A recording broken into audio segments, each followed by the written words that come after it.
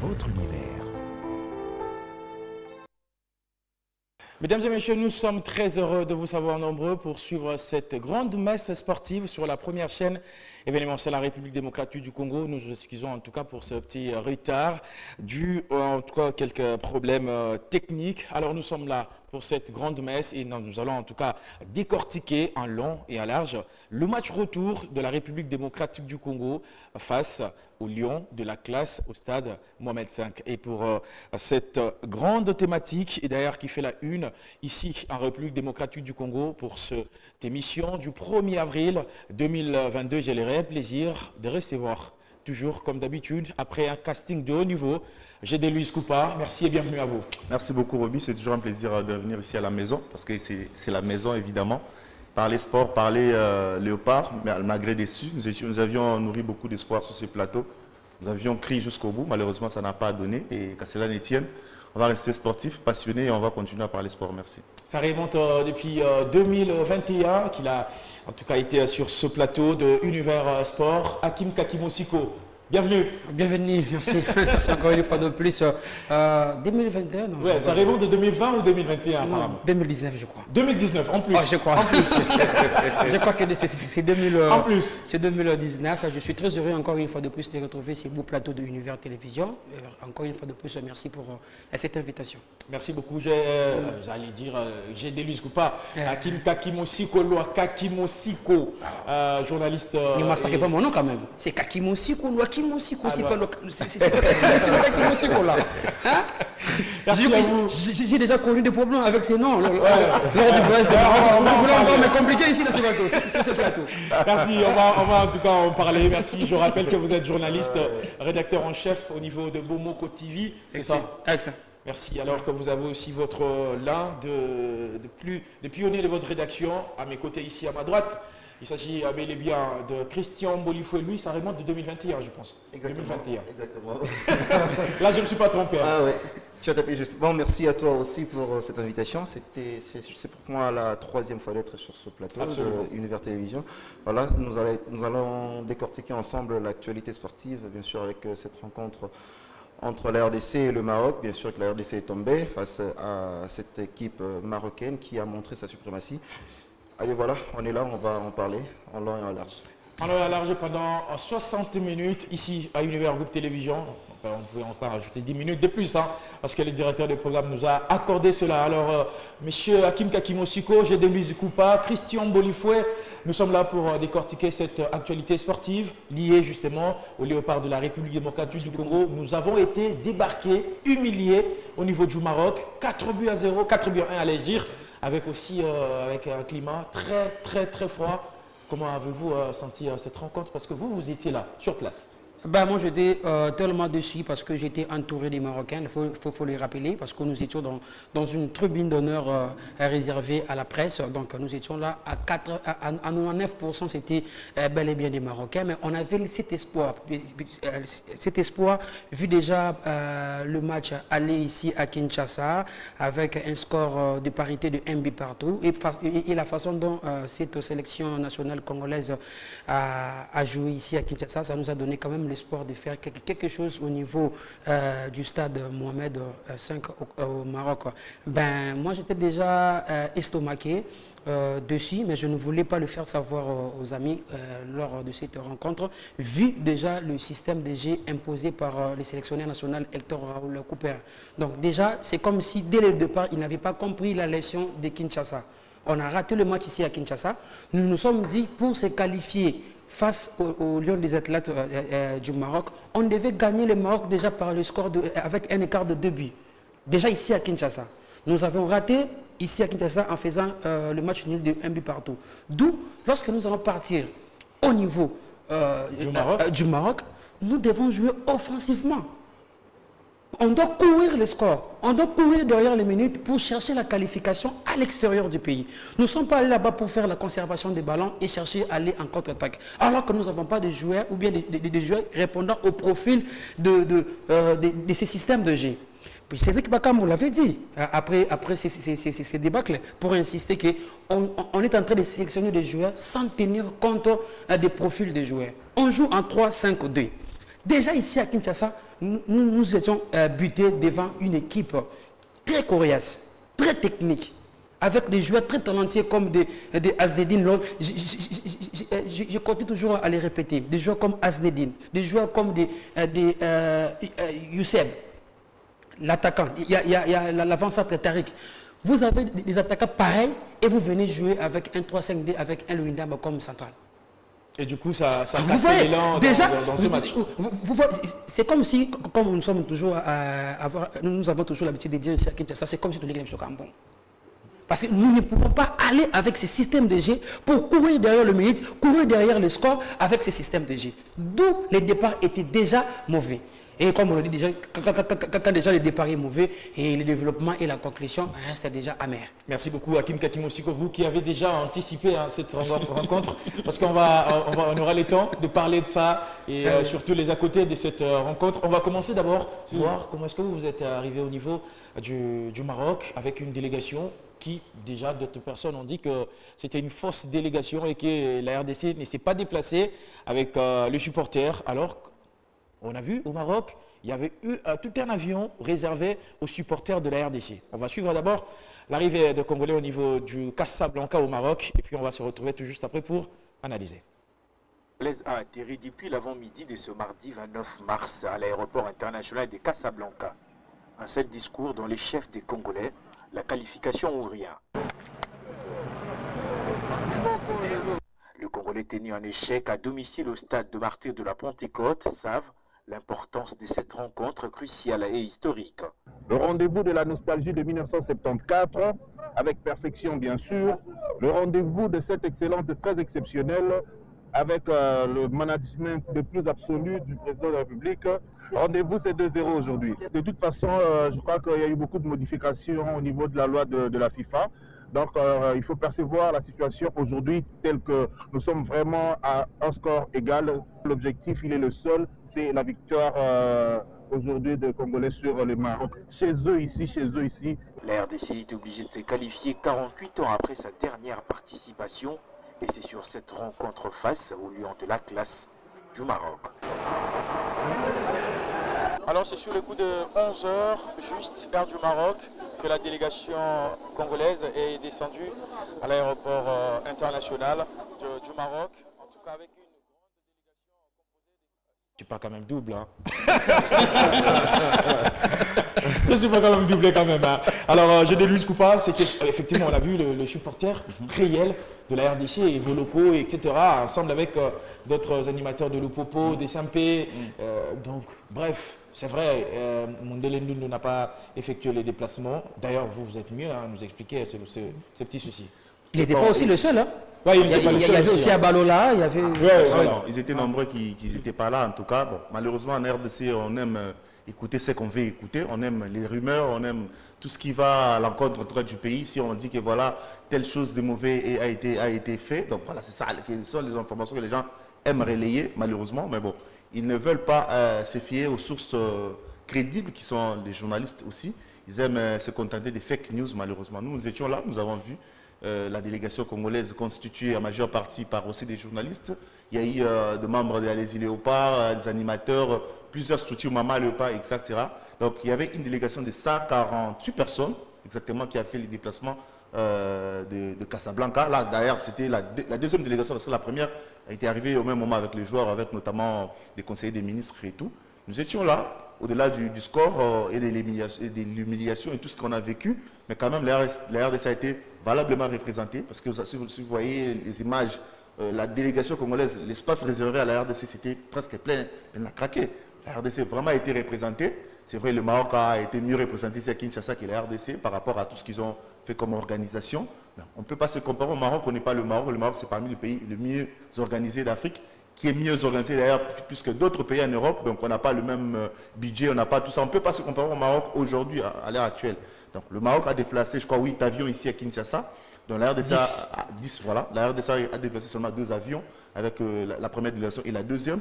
On a fait avec le moyen de bord, mais quand même la RDC a été représentée. L'organisation dans l'ensemble, je lis par-ci, par-là que l'organisation était biaisée, le joueur ont passé nuit à l'aéroport, le joueur ont mangé des kwanga, tout ça. Je ne comprends pas toutes ces informations-là, les gens ramassent ça où? Alors que c'est faux. C'est très faux. Ce que nous avons vécu ensemble avec vous, au niveau du Maroc, ce n'était pas le cas.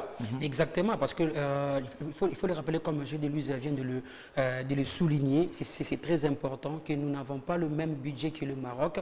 Et arriver sur place, l'organisation, l'accueil, arriver au stade, l'acquisition de nos badges avec l'accréditation, comment est-ce que ça s'est passé? On a tout vite compris que la République démocratique du Congo est d'abord très loin en matière de l'organisation. Là, il faut les rappeler. Là, il faut réinquiéter sur ça. Il faut que les gens puissent comprendre. On a affrété que 2 avions. La première délégation, comme je viens de le souligner, ainsi que la deuxième délégation, y compris les journalistes, les membres de soutien de Léopard, ainsi que les animateurs. Nous étions bien accueillis par les Marocains, bien logés aussi. L'hôtel, c'est connu de tous, c'est l'hôtel Washington. Les gens peuvent aller vérifier là-bas, les coûts, tout ça, comment est-ce que ça se passe. Nous étions très bien logés. Ce n'est pas parce que nous faisons partie de membres qui ont fait les déplacements vers le Maroc que nous sommes venus ici faire l'avocat du gouvernement congolais. Non, nous sommes en train de rencontrer ce qui s'est passé au Maroc. Ce qu'on a vécu là-bas comme membre de la délégation. Image à l'appui, oui. Oui, image à l'appui. Roby, vous avez quand même le temps de chasser les images au niveau du stade Mohamed V, mais aussi au niveau de l'hôtel Washington. Oui. On dit des choses vraies. Arrivé au stade, nous sommes arrivés au stade, je peux dire 45 minutes avant la rencontre. Nous avons déjà trouvé la sélection marocaine sur la pelouse, en train de s'échauffer. Au moment où la République démocratique du Congo était encore au vestiaire. Moi, je ne dis pas que c'est de là est passée notre humiliation. Non, mais je dis que nous sommes arrivés au stade, nous avions trouvé déjà la sélection marocaine sur la pelouse en train de s'échauffer. Ce qui s'est passé encore ici à Kinshasa. Les léopards sont arrivés en retard, en moto, donc raison embouteillage. Alors que nous avons les Android, nous avons la possibilité de regarder Google Maps pour savoir que tel endroit, telle place, il y a déjà des embouteillages, comment faire pour éviter. Et ensuite, quelle est l'heure? Vous étiez comme d'une équipe, parmi les grandes équipes de Kinshasa. Vous le savez très bien qu'à telle heure, c'est la dîner, à telle heure, c'est le petit déjeuner, c'est à telle heure qu'on doit quitter l'hôtel pour arriver déjà au stade. Est-ce que le membre de la FECOFA, le membre de cette équipe nationale, ne savait pas qu'on devait quitter le stade très tôt, vu qu'il y aura des embouteillages, vu que c'est vraiment une rencontre très capitale entre guillemets. C'est la même chose qui s'est passée au niveau du Maroc au Casablanca. Nous sommes arrivés avant. Mais pour entrer sur le terrain pour s'échauffer, nous sommes entrés après. 7 ou 2 minutes après, l'arbitre a sifflé pour que les deux sélections puissent rentrer au vestiaire pour se préparer. Alors qu'on n'a pas été bénéficiaire d'un bon échauffement pendant cette rencontre. Et du coup, ça nous a déstabilisés. On s'est senti très lourd déjà dès le début du match. Exactement, surtout qu'il faisait très froid aussi. On a senti tous la température qu'il y avait. Et voilà, les joueurs avaient besoin quand même de se réchauffer avant cette rencontre. On a senti déjà dès l'entame du match que les joueurs n'ont pas eu ce pinch-là de pouvoir entrer facilement dans le match. Bien que ce sont des professionnels, mais il faut rappeler que l'échauffement est obligatoire. C'est très important parce que nous l'avons senti en tout cas les 15 premières minutes que l'équipe n'était pas dans son bain. Le mouvement est arrivé juste après parce qu'ils étaient déjà en train de courir. Et du coup, on a eu du retard par rapport à ce match. Ils ont eu le temps de bien étudier la sélection, de comprendre les failles facilement. Et déjà, c'est ce qui nous a même mis en retard de pouvoir comprendre ce qui s'est passé de l'autre côté. Exactement. Alors déjà, si tout au début de la rencontre, avant la rencontre, nous avions pris des dispositions telles que la soulevée Hakim d'arriver à temps au stade, les joueurs allaient avoir leur temps de s'échauffer et peut-être que la fraîcheur physique allait, voilà, tu vois, c'est ce qui s'est passé en fait. Moi je dis que c'est comme si les joueurs, le staff technique, le membre de la FECOFA, le membre de l'organisation savaient au départ qu'on n'allait pas se qualifier. Parce que moi je n'arrive pas à comprendre qu'est-ce qui s'est passé pour que nous puissions faire le bis répétition comme on a fait ici à Kinshasa. Le même erreur qu'on a fait ici à Kinshasa, ce sont les mêmes erreurs qu'on a fait aussi au niveau du Maroc. Apparemment, il n'y a pas tous on est congolais. Apparemment, il y a certaines personnes qui n'ont pas le cœur congolais. c'est comme si ça a été prémédité. Les gens attendaient cette défaite, cette élimination pour commencer à tirer sur le ministre, sur le gouvernement, sur des responsables, je ne sais pas moi en tout cas. Parce qu'on a senti un petit sabotage, entre guillemets, lors de ces 2 matchs. On est arrivé en retard, il y a eu des petites choses au-delà des efforts fournis par les autorités aussi. Mais il y a eu en tout cas aussi le manque d'organisation, entre autres la présidence qui s'est impliquée dans beaucoup de choses alors que ça ne valait même pas la peine. En tout cas, moi, je n'ai pas 17 places. 17 places. Moi, je n'ai pas déjà ici à Kinshasa, la présidence a confectionné des badges pour des organiser les matchs. Il faut le dire comme ça, il a organisé. C'est notre problème. Ça Ben, vous avez encore votre badge, il faut regarder dans votre badge, vous allez voir la présidence de la République à côté. À côté. Je donne quand même l'opportunité aux Congolais de voir comment est-ce que le Marocain se sont organisés pour ce match. Quel niveau de sécurité, quel niveau d'organisation. Nous étions avec Christian Bolifoué, nous avons fait le tour du stade Mohamed V au Maroc. Et ben, je vous dis, c'était une très belle organisation. L'encadrement de supporters, pas des casses, rien du tout. En tout cas, je vous laisse voir ça.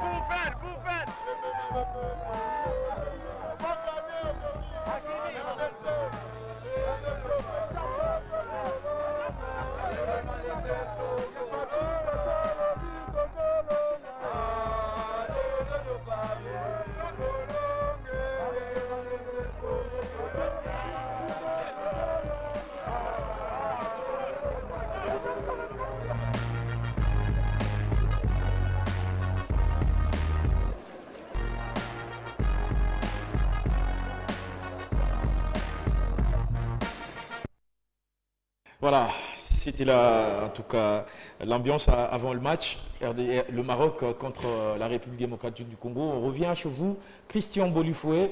On était avec vous d'ailleurs en train de faire ces images. On a vu quand même l'organisation.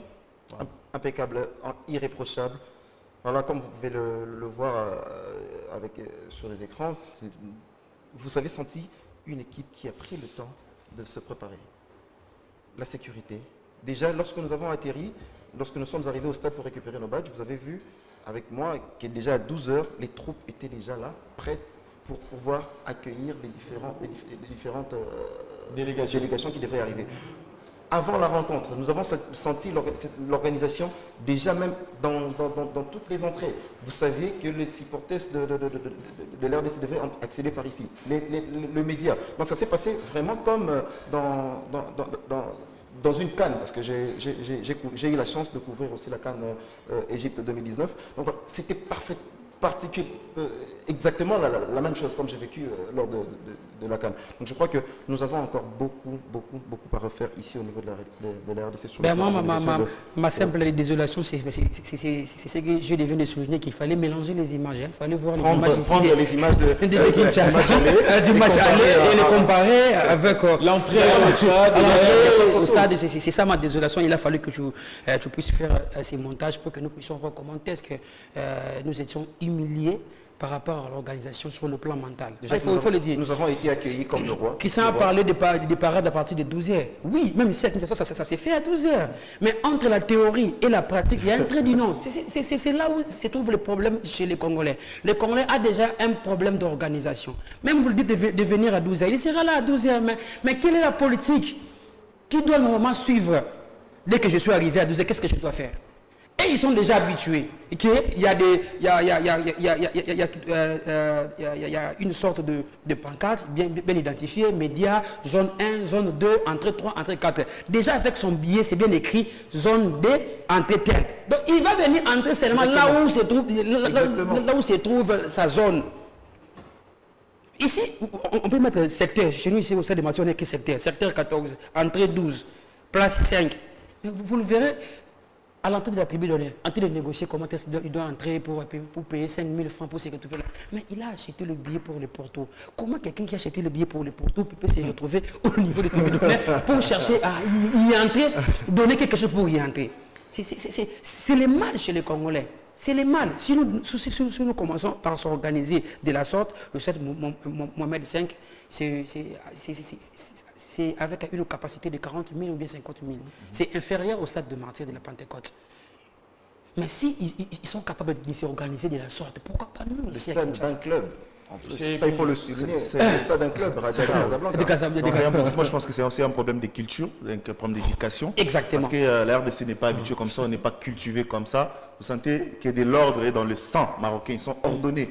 Que tu passes à l'école, ou que tu ne passes pas à l'école, ils sont tous ordonnés. Ils ne savent pas faire les désordres, ils ne savent pas se précipiter, ils savent respecter l'ordre pour pouvoir arriver à temps au stade. Mais nous-mêmes, les journalistes congolais d'ailleurs, qui sommes habitués ici au stade des Martyrs, nous sommes arrivés là-bas, on s'est précipité nous-mêmes pour entrer très rapidement. On nous a dit, mais vous allez vite comme ça. Soyez calme, on va vous servir. Nous sommes partis, on a pris nos badges d'accréditation, ils nous ont donné même le code Wi-Fi. Oui. Nous étions installés à la tribune d'honneur. Et c'était comme en Europe. Et curieusement, et puis comme ça, vous voulez gagner. Nous avons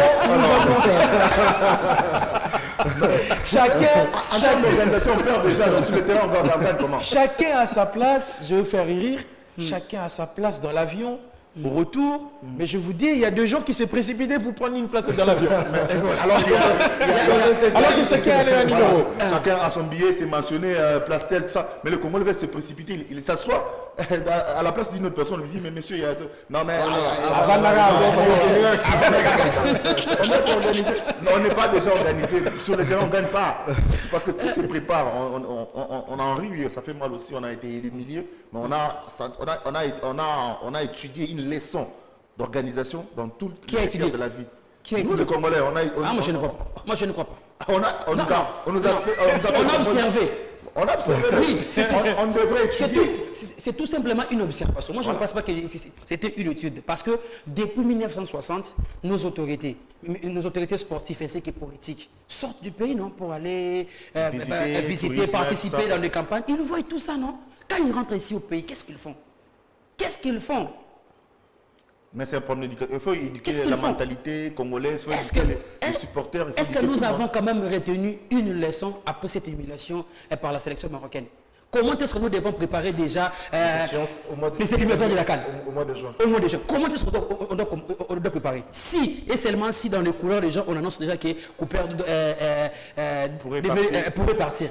Qui doit les remplacer? À quel moment? Il doit avoir quel profil? Est-ce que nous sommes déjà en train d'étudier sur ça? Non.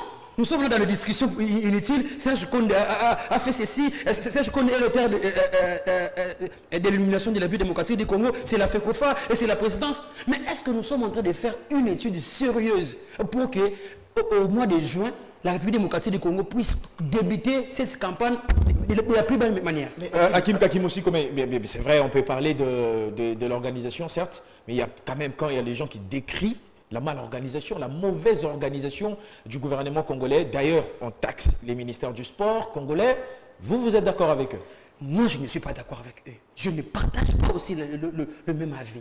J'ai vécu cette désorganisation au niveau de l'aéroport international d'Ndjili à Kinshasa. Qu'est-ce qui s'est... J'ai des muscles pas, Christian Bolifo. Qu'est-ce qui s'est réellement passé? J'étais devant Madame Sarah. Je ne sais pas si son mari, si c'est ses enfants, si ses frères... Elle travaille au niveau de l'aéroport international d'Ndjili. Lorsque nous avons connu les problèmes du système avec la compagnie aérienne, je peux citer le nom? Ça, ce sera une publicité quand même. Allez-y. Avec la compagnie aérienne, il y avait un problème de système. La compagnie était en train de chercher comment est-ce que résoudre ces problèmes-là dans la moindre vite possible. Parce que à l'aéroport de Casablanca, on a connu sur les mêmes problèmes. Mais ça a été décanté rapidement. Je dis rapidement. Quel professionnalisme! On est là avec des passeports. Bon, où est l'ordre de mission? On vous fait sortir l'ordre de mission. Vérifiez leur nom. Est-ce que leur nom se trouve dans l'ordre de mission? Oui, ok, pas de problème. Mettons l'ordre de mission à côté. Où est le manifeste? On vient avec le manifeste. Vérifiez si leur nom se retrouve sur le manifeste. On vérifie, les noms se retrouvent. Bon, comme les noms se retrouvent dans des documents, cela veut dire que ces gens sont admis pour aller participer à cette rencontre. Quand on veut trouver la solution, la présidence arrive avec 20 passeports. Ah, c'est là, c'est-à-dire que c'est là le problème a commencé. Que doit faire maintenant le ministère des Sports? Que doit faire le chef de la délégation d'un ministère des Sports au moment où la présidence est là? Et puis c'était à peine il y a quelques minutes. Avant du décollage. Oui, avant le décollage. Et ensuite, tout le monde a embarqué déjà dans l'avion. Ensuite, cette délégation n'avait pas de place. Il faut préciser que c'est d'abord ici en RDC. Hein. Oui, ils n'avaient pas de place. Ils ont venu à l'aéroport pour chercher un avion pour aller au Maroc. Quand on leur a annoncé qu'il n'y a plus d'avion, il n'y a plus rien là, il n'y a plus quoi faire pour vous. Bon, quand ils ont entendu qu'il y a un avion à fouetter pour les supporters, ben, comme ils sont de la présidence, ils sont venus s'imposer. Maintenant, quand ils sont venus s'imposer, il faut enlever 20 personnes pour remplacer ceux de la présidence. Roby, à votre place, en tant que chef de la délégation, d'un ministère, au moment où que le sommet, quand on parle du sommet de l'administration, arrive, la présidence, avec l'ordre de mission signé par le DIRCAB de la présidence, qui doit faire un chef de mission? Qui doit faire? On doit maintenant rayer les noms pour laisser place à cette délégation de prendre place au bord pour aller au Maroc. Mais il y a Christian Bolifoué qui est le vice-président d'une structure de journalistes qui a été taxé de tout le nom, disant que c'est lui qui a enlevé le nom de journaliste. Moi, je ne suis pas avocat de Christian Bolifoué ni avocat de l'AGC. Monsieur Bolifoué, vous êtes là, vous répondez à notre question. Laissez-moi enchaîner avec mon idée. Non, qu'il réponde rapidement, puis vous reprenez la parole. Monsieur Christian Bolifoué, vous avez vu la liste, le manifeste ou l'ordre de mission, et puis vous avez enlevé le nom de journaliste. Je ne suis ni membre du cabinet. C'était pour moi la première fois de croiser Maître Kilolo en face. Ah, je le salue quand même. C'était le samedi que Maître Kilolo va me contacter. Monsieur Christian, c'est vous? Et je dis oui, c'est moi, bien sûr. Est-ce que je suis entré en contact avec l'un des conseillers du cabinet qui me dirait que je devrais te contacter pour la liste de journalistes? J'ai dit ok, il n'y a pas de problème. Ma présidente Chantal Kayembe étant absente, parce qu'elle se retrouvait déjà de l'autre côté du Maroc, je suis le vice-président de la structure, je devais quand même assurer. Le monsieur qui me contacte pour me remettre la liste des journalistes que je devrais appeler en retour. Je contacte tout le monde. Je me retrouve avec 12 passeports, 12 copies de passeports. Sur combien de personnes? Sur un quota de 22 personnes. Ok. Il y a d'autres personnes que vous avez appelées, certains qui ont désisté, il y a ceux-là qui n'ont pas répondu. C'était automatique au téléphone. J'arrive au cabinet, je remets le 12 passeports, sans mon passeport. Parce que vous n'étiez pas là. Je n'étais pas sur la liste. D'accord. Et Maître Kilolo, qui se rend compte que sur les 12 passeports que je lui ai remis, il n'y avait pas mon passeport. Il dit, oh mais toi tu es le vice-président, mais pourquoi est-ce que tu n'as pas donné ton passeport? Donne-moi ton passeport. C'est comme ça que mon nom se retrouvait au niveau du ministère. Et là, on me texte de tous les mots aujourd'hui. Christian a enlevé, Christian a négocié. Et jusqu'à l'aéroport, vous n'étiez même pas au courant de aucune liste là. Christian a envoyé une liste au niveau du ministère en mettant les noms de ses amis, Hakim, tout ça là, les choses là, en oubliant que Jean a déjà travaillé déjà au ministère. J'ai des listes également au niveau du ministère. Comment encore Christian Bolifoué, tu as encore inséré leur nom sur cette liste? J'ai été taxé de tous les mots. Et jusqu'à ce jour, ça continue à se dire que Christian a fait ceci, Christian a fait cela. Qui s'est envoyé une liste sans pourtant contacter Madame la présidente Chantal. Moi, je pense que c'est la frustration. C'est la frustration. Plusieurs personnes voulaient vraiment qu'ils participent en face, vraiment vivre le match là comme ça physiquement. Et il y a eu la frustration. Les journalistes ont été contactés avec l'histoire de la présidence qui s'est ingérée à la dernière seconde. Il fallait rayer d'autres noms. Il s'est fait qu'il y a eu une sorte de loterie. On n'a pas choisi quel journaliste on a par hasard comme ça. Le reste de nos qui étaient restés, voilà. On devrait sacrifier notre personne pour la présidence. Ce n'est pas la faute au ministère, ce n'est pas la faute au président de la GSC, c'est la faute à la présidence carrément. Donc on doit se le dire comme ça. On n'accuse pas la présidence d'avoir fait beaucoup de choses, je ne sais pas comment, mais ils ont fait ça quand même. C'est ça la vérité qu'il faut dire aux gens. Et puis les journalistes se sont frustrés. Il y a eu certains d'entre eux qui ont commencé à insulter même. C'est triste. Il y a aussi une autre vérité, il faut le dire, il faut le rappeler à tous nos téléspectateurs ainsi que ceux qui sont en train de nous suivre en tant que journalistes ou bien analystes, qu'il y a eu un changement d'avion aussi. Oui. Il y a eu un changement d'avion. C'est pour cela que le ministère avait aussi besoin de rayer certains noms. Parce qu'il fallait quitter l'avion de 250 places à 148 places. À 148 places. Il y a eu un changement d'avion. D'où certains noms devaient automatiquement tomber. Il n'y avait pas de vol ce jour-là, il n'y a pas de vol direct. Et d'ailleurs, comme au niveau de du Maroc à l'Égypte, on citait toujours les noms dans la liste de délégation, on parlait d'Erita Fouta. C'est aussi une journaliste qui est dans la liste mais n'a pas pu voyager parce que les gens de la présidence ont pris leur place. Absolument. Il y a Sarah Moussi, il y a eu pas mal de personnes, il y a Sarah Moussi, il y a Patrick Kanou, donc il y en a plusieurs. Je pensais qu'il n'y avait pas de vol direct à Kinshasa Casablanca à part le vol affrété. Du coup, il y a même certains conseillers du ministre qui ont pris... ils ont transité de Bruxelles, arrivé au Bruxelles pour... D'ailleurs, le ministre lui-même, il devrait voyager avec cet avion affrété qui finalement s'est retrouvé au Nigeria. Voilà, parce qu'il n'y avait pas un problème de kérosène, quelque chose de comme ça. Et on devait payer et ça a été résolu. Voilà, sur les réseaux sociaux, on commence à dire, les ministres, ceci, c'est là. Alors moi, j'aimerais que Gédélus Coupa aussi puisse nous préciser là-dessus parce qu'on parle aujourd'hui que le ministre de Sport, Serge Chembo Kondé, a acheté un avion en guillemets, ou c'est lui qui a d'ailleurs loué cet avion avec son propre argent. Et quand il a commis cette bourde et que le gouvernement congolais devrait payer 20 000 $ d'amende. Alors voilà, je vais expliquer. En fait, allez-y, rapidement, parce que nous devons aller... Voilà, c'est le gouvernement congolais qui a affrété un jet privé, pas pour Serge Kondé, mais pour les ministres. Il y avait Guy Lando à l'intérieur, il y a beaucoup d'autres ministres. Même le Premier ministre, il était dedans, parce qu'il devrait représenter les chefs de l'État de l'autre côté, parce que les chefs de l'État ont eu des soucis un peu par rapport à son programme, les premiers ministres. Ils ont affrété un jet privé pour le ministre. Ce n'est pas Serge Kondé qui a... Non, ce n'est pas Serge Kondé, il n'a pas le droit de louer un jet privé quand même. Et puis arrivé dans les heures, il s'est posé un problème de kérosène. Il devrait atterrir par force.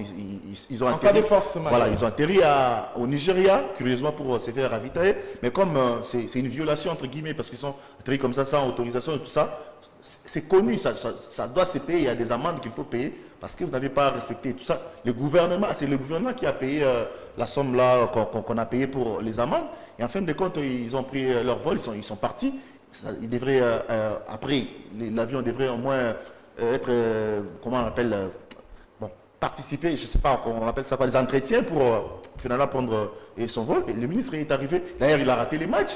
Il n'a pas suivi les matchs parce qu'il y a eu ces problèmes-là. Voilà, on commence à interpréter les ministres, tout ça. Bon, c'est un problème d'information aussi. Il y a même des Congolais sur place, comme nous on aime toujours dramatiser les choses. Un Congolais au Maroc qui a fait un audio qui circule sur les réseaux sociaux, d'ailleurs ne maîtrisant rien du tout. Et on parlait aussi que le joueur de la RDC, Balali l'aéroport. Alors que c'est faux. Franchement, c'est faux. Nous étions avec eux le matin quand on prenait notre vol. Est-ce que vous pensez que les joueurs congolais dormirent à l'aéroport et ils ne disent rien en tout cas? C'est pas normal du tout. Côté organisation, en tout cas côté argent, côté fonds, mise par l'État. Je pense qu'en tout cas, là, il n'y a rien à dire parce que même les joueurs ont touché leur prime, tout le monde a touché sa prime comme il s'est devait. Malheureusement, ça n'a pas plu à d'autres personnes, comme d'habitude, on commence à relayer des faussetés. Après, il y a eu ceux qui sont sur l'heure de jeu, on n'a pas été à la hauteur, je pense qu'on va en parler bientôt. Et je pense qu'on on est éliminé, il faut tirer des conséquences. Voilà, il faut vraiment tirer des conséquences, il ne faut pas refaire la même chose à tout moment. On a un grand pays, on doit se faire aussi respecter. On doit maintenant évaluer les choses, comment on n'a pas pu se qualifier, qu'est-ce qui s'est passé, les responsabilités devraient être partagées, qui est fautif, à quel niveau, qu'est-ce qu'on devrait faire. Donc voilà, ce sont des choses à faire maintenant. Il ne faut pas rester sur la même chose, commencer à parler, ça va changer. Donc on est éliminé, il y a des échéances qui arrivent, on doit se relever. Bon, on a raté la CAN, on a raté le mondial, il y a la CAN 2023 qui arrive, donc on doit absolument y être. Et comment y être, il faut se préparer. Et pour se préparer, c'est le moment déjà de se préparer parce que c'est à peine 2 mois, au mois de juin, que les éliminatoires vont reprendre. Donc ça veut dire qu'on doit être prêt. Merci beaucoup, Gédélus Coupa. Merci Hakim Kakimosiko. Merci également à Christian Bolifoué pour cette première partie de cette émission. Je crois que nous avons été à la hauteur de cette première partie. On repart pour la deuxième. Cette fois-ci, ce sera pour ce match. On va revoir encore cette douloureuse défaite de la République démocratique du Congo